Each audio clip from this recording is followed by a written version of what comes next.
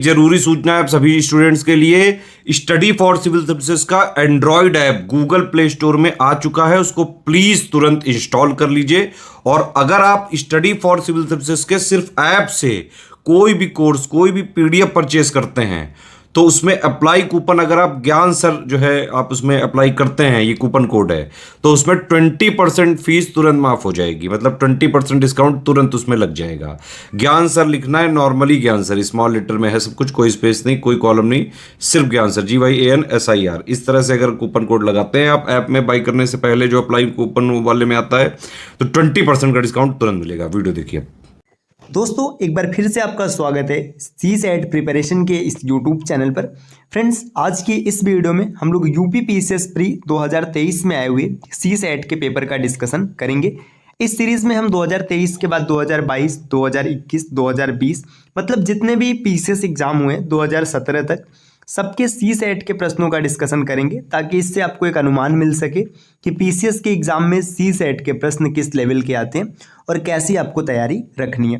देखिए अब बचा हुआ समय जो है, मतलब बहुत कम समय बचा है, 30 दिन के आसपास का समय है आपके पास। तो ये जो 25-30 दिन का समय बचा हुआ, इसमें बेहतर तैयारी करने के लिए आपको PYQs पर विशेष ध्यान देना चाहिए। आप आसानी से CSAT क्लियर कर लेंगे। प्रश्न संख्या 67 यहाँ पर दिया है। इससे पहले के प्रश्न अगर आपने नहीं देखे तो आप प्लेलिस्ट में जाकर जरूर देखिएगा।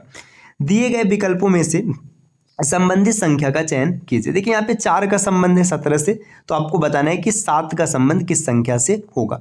ऐसे प्रश्नों को करने का बहुत ही आसान तरीका है। सबसे पहले ना आप दी गई संख्या के पास पहुंचने की कोशिश कीजिए। 4 से आपको 17 तक पहुंचना है, तो 17 तक डायरेक्ट नहीं पहुंच सकते, लेकिन 4 से आप 16 तक पहुंच सकते हैं। 4 का स्क्वायर कीजिए 16 आएगा, और इसमें +1 कीजिए 17 आ जाएगा। सेम यही प्रोसेस यहाँ पर अप्लाई करते हैं। 7 का स्क्वायर करेंगे तो 49 होगा, +1 करेंगे तो 50 मिल जाएगा। तो इसका सही उत्तर होगा विकल्प ए। अगले प्रश्न पर आते हैं। प्रश्न संख्या यहाँ पर दिया है 68। निम्न में से किस वर्ष का कैलेंडर वर्ष 2009 की तरह होगा। देखिए कैलेंडर का बहुत ही बेहतरीन ट्रिक यहाँ पे काम करने वाला है। जब कभी भी ऐसे प्रश्न मिलेंगे, आप देखिए यहाँ पे 2009 लिखा है ना, तो इसमें 2000 जो है इसे शताब्दी वर्ष कहते हैं, और जो 09 है इसे वर्ष कहते हैं। तो ऐसे प्रश्नों में आप क्या करेंगे, वर्ष में 4 से भाग देंगे। जैसे यहाँ पर 9 है, 9 में आप क्या करेंगे, 4 से भाग देंगे।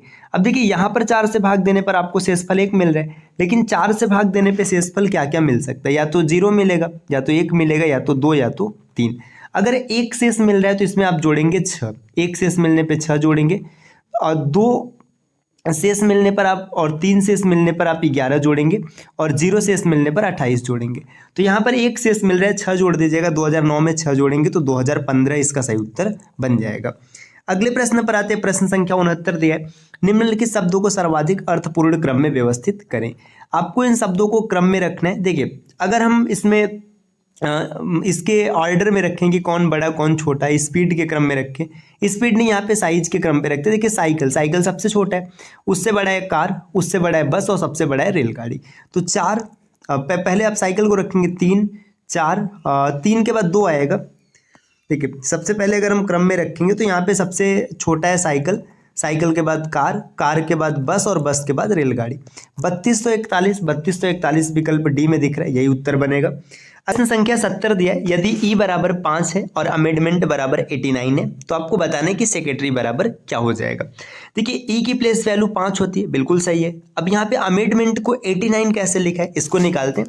तो हम लोग क्या करते हैं, जितने भी लेटर्स दिए हैं इनके प्लेस वैल्यू को रख के चेक करते हैं। देखिए ए की प्लेस वैल्यू 1, एम की प्लेस वैल्यू 13, 13 और 1 14, फिर ई की प्लेस वैल्यू 5, 14 और 5 19, और एन की प्लेस वैल्यू 14, तो 19 में 14 जोड़ेंगे तो 33 आएगा। 33 और 4 37, 37 और यहाँ पे 13, ये 50 हो जाएगा। 50 और 5 55, 55 और 14, 55 में 14 जोड़ेंगे तो आपको मिलेगा 69, और 20 89। मतलब जो भी लेटर से इसकी प्लेस वैल्यू को जोड़ा गया। तो इसी प्रकार सेक्रेटरी में करेंगे। एस की प्लेस वैल्यू है 19, ई की प्लेस वैल्यू है 5, 19 और 5 24, इसमें सी को जोड़ेंगे तो 24 और 3 27 है ना। फिर 27 में 18 जोड़ेंगे तो 35 और 10 45, और 5 50, 50 और 20 70, 70 और 1 71, 71 में फिर से आप जोड़ेंगे यहाँ पर 18 मतलब 19 जोड़ें, आर मतलब 18 जोड़ेंगे। 71 + 18 और प्लस वाई का मतलब है 25 है ना। 25 जोड़ेंगे तो देखिए यहाँ पे कितना हो जाएगा, ये 7 1 8 और 5 8 1 9 और 5 14 प्लेस वैल्यू जो है इसकी यूनिट डिजिट अगर आप देखेंगे तो 4 आएगा, तो यहाँ से विकल्प ए इसका सही उत्तर बन जाएगा। क्योंकि देखिए जब यूनिट डिजिट 4 आ रहा है तो 114 115 112 100 में सिर्फ एक का ही 4 है, तो इस वजह से सही हो जाएगा। अगले प्रश्न पर आते हैं। नीचे दो कथन दिए गए जिसमें से एक को अभिकथन ए और दूसरे को कारण आर कहा गया। देखिए अभिकथन है और इसका कारण है, आपको पढ़ना है और बताना है कि इसमें क्या परिस्थिति है। मौखिक संचार एक उपयोगी संचार का माध्यम है, बिल्कुल सही भाई, मौखिक संचार उपयोगी संचार का माध्यम है। क्योंकि मौखिक संचार में क्या कहा गया इसका प्रमाण नहीं रहता, तो ये देखिए बात सही है, लेकिन इसमें मौखिक में आपने जो भी बोला उसका प्रमाण नहीं, लेकिन ये कारण जो है अभिकथन की व्याख्या नहीं कर पा रहा है। तो देखिए ए और आर दोनों सत्य है, लेकिन ये व्याख्या करते हैं, ये तो गलत हो जाएगा। यहाँ पे ये गलत है, ये भी गलत हो गया है ना। देखिए ए और आर दोनों सत्य है, किंतु आर ए की सही व्याख्या नहीं करता है। दोस्तों देखिए अगर आप पीसीएस की कंप्लीट प्रिपरेशन करना चाहते हैं तो आप टीम के पेड कोर्सेज से जुड़ सकते हैं, जिसके लिए आपको इन दिए गए नंबर पे कॉल या व्हाट्सएप करके जानकारी प्राप्त कर लेना है। ये ज्ञान सर का व्हाट्सएप नंबर है, आप यहाँ से व्हाट्सएप के माध्यम से भी जानकारी प्राप्त कर सकते हैं। और जिन दोस्तों ने अभी तक स्टडी फॉर सिविल सर्विसेज का एप्लीकेशन इंस्टॉल नहीं किया वो जरूर इंस्टॉल करेंगे, क्योंकि एप्लीकेशन के माध्यम से अगर आप किसी भी कोर्स को परचेस करते समय कोड अप्लाई करते हैं ज्ञान सर, अब आपको सिंपली सिर्फ ज्ञान सर लिखना है, तो इसमें आपको क्या होगा 20% का डिस्काउंट भी देखने के लिए मिलेगा। चलिए बढ़ते हैं आगे अपने प्रश्नों की ओर। दिया है 72 नंबर का प्रश्न, यदि एक विक्रेता को 30 कलम बेचने के बाद 10 कलमों के विक्रय मूल्य का लाभ होता है तो लाभ प्रतिशत क्या है। देखिए ऐसे प्रश्न जब भी आपको देखने के लिए मिलेंगे आपको पता है क्या करना है, जैसा लाभ होगा, अगर विक्रय मूल्य पे लाभ होगा तो आपको प्रश्न विक्रय मूल्य मान के बनाना है, और क्रय मूल्य पे लाभ होगा तो क्रय मूल्य मान के बनाना है। देखिए विक्रय मूल्य पे लाभ है मतलब जो 30 दिख रहा है इसको विक्रय मूल्य मान लीजिएगा। एसपी बराबर कितना है 30 है, सेलिंग प्राइस 30 हो गया है ना। प्रॉफिट कितने का है 10 का है, मतलब लाभ है 10 का।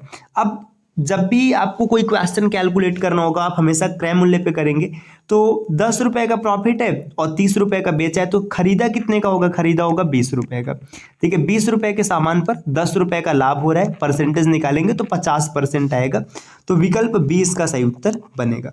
अगले प्रश्न पर आते हैं। प्रश्न दिया यहाँ पर, ए और बी क्रमशः भाई और बहन है। देखिए ए क्या है, ए भाई है ना, और बी क्या है, बी इसकी बहन है। इतना सेट हो गया। आगे बोला जा रहा है सी ए का पिता है, जो सी है ये ए का पिता है, तो यहाँ पे ये इसका फादर हो जाएगा, मतलब ये बी का भी फादर हो जाएगा।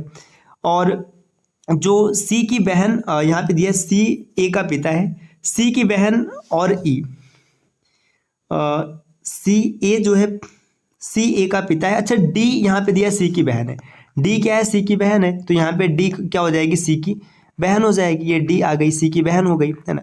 आगे बोला जा रहा है और ई जो है डी की माँ है, ई क्या है, डी की माँ है, तो ई इसकी भी माँ हो जाएगी, है ना। अब आगे पूछा जा रहा है कि बी ई से किस प्रकार संबंध है, कि बी यहाँ पे ग्रैंड का रिलेशन है, तो सीधी सी बात है ग्रैंड डॉटर हो जाएगी, मतलब पोती। विकल्प बी यहाँ पे सही हो जाएगा। प्रश्न संख्या 74 दिया, एक संभाव्य समाधान के लिए सफलता मिलने तक प्रयास करना कहा जाता है। देखिए यहाँ पे जो संभाव्य समाधान है इसमें जब तक सफलता नहीं मिल जाए तब तक प्रयास करना, इसे प्रयास एवं त्रुटि कहते हैं। विकल्प सी इसका सही उत्तर बनेगा। अगले प्रश्न पर आते हैं। प्रश्न संख्या 75 दिया है कि अनुज का मुख उत्तर पूर्व की ओर है, वह 90 डिग्री घड़ी की दिशा में घूमता है। घड़ी की दिशा में कहने का मतलब है क्लॉकवाइज घूमता है ना। फिर 180 डिग्री वामावर्त मतलब एंटी क्लॉकवाइज घूमता है, फिर पुनः उसी दिशा में, उसी दिशा का मतलब वामावर्त घूम जाता है। अब वो किस दिशा की ओर उन्मुख है, ऐसे प्रश्न करना बहुत ही आसान है। देखिए सबसे पहले 90 डिग्री क्लॉकवाइज घुमा, फिर एंटी क्लॉकवाइज 270 घुमा है एंटी क्लॉकवाइज और 90 घुमा है क्लॉकवाइज। अगर इसको घटाएंगे तो आपको पता चल जाएगा कि 180 ये कहाँ घूम रहा है, क्लॉकवाइज घूम रहा है, 180 घूम रहा है क्लॉकवाइज, और माफ कीजिएगा दोस्तों एंटी क्लॉकवाइज। तो इसे 180 ऐसे 180 चाहे एंटी क्लॉकवाइज घुमाइए चाहे क्लॉकवाइज घुमाइए, रिजल्ट सेम आएगा। देखिए यहाँ पे ये शुरू में किधर देख रहा है, शुरू में देख रहा था ये उत्तर पूर्व, देखिए यहाँ पे नॉर्थ ईस्ट, इधर देख रहा था 180 घुमाना है, आप इधर घुमा दीजिएगा तो ये देखने लगेगा साउथ वेस्ट, ये साउथ और ये वेस्ट, तो साउथ वेस्ट इसका सही उत्तर बनेगा, दक्षिण पश्चिम, विकल्प डी। अगले प्रश्न पर आते दोस्तों। यहाँ पर नेक्स्ट इस क्वेश्चन में बताना है कि विलुप्त संख्या क्या मिलेगी।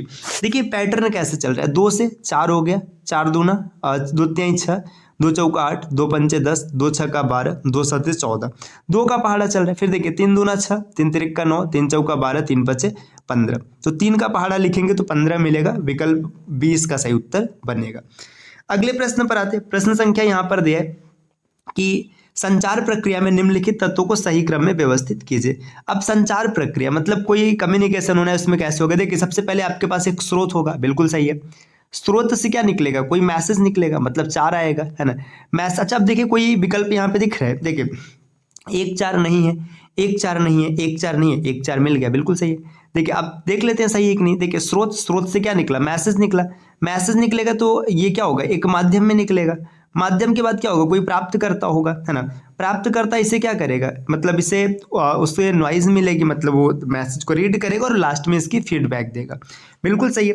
प्रश्न संख्या 78 यहाँ पर दिया हुआ है कि निम्नलिखित में से कौन श्रवण का तत्व नहीं है? मतलब कौन ऐसा जो श्रवण का तत्व नहीं है? देखिए प्रतिक्रिया करना, सुनने के बाद योगा, संवेदन भी है, मूल्यांकन भी, अनुनय, ये श्रवण का तत्व नहीं है। अगले प्रश्न पर आते हैं। प्रश्न संख्या 79 दिया, यदि प्लस बी बराबर ए बटे बी और प्लस बी बटे तो आपको ए स्क्वायर प्लस बी स्क्वायर का मान बताना है। आसान सा प्रश्न है, कुछ खास नहीं करना है आपको, क्रॉस मल्टीप्लाई करके इसे चेक कर लेना है, आसानी से आप निकाल लेंगे। दोस्तों इस प्रश्न का सही उत्तर क्या होगा आप कमेंट करके जरूर बताइएगा। चलिए मतलब ये यहाँ पे 2 आपको दिख रहा है, बात अपनी जगह, लेकिन ये कैसे सॉल्व किया जाएगा ये तकनीकी आपको पता है कि नहीं?